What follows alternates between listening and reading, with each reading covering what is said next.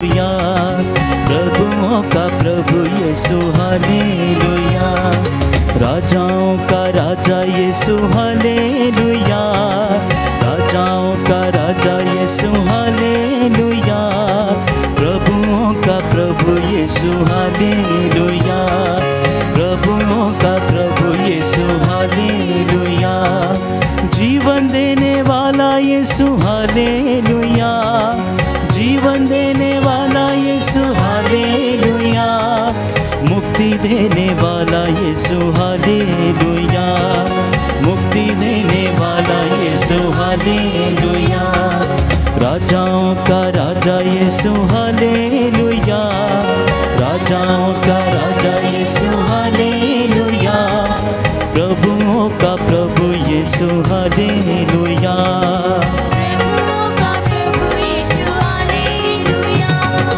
राजाओं का राजा यीशु हालेलुया, राजाओं का राजा यीशु हालेलुया, प्रभुओं का प्रभु यीशु हालेलुया, प्रभुओं का प्रभु यीशु हालेलुया, शांति देने वाला यीशु हालेलुया, शांति देने वाला यीशु हालेलुया, शक्ति देने वाला यीशु हालेलुया, शक्ति देने वाला यीशु हालेलुया। सभी जन अपने सिरों को झुकाएं।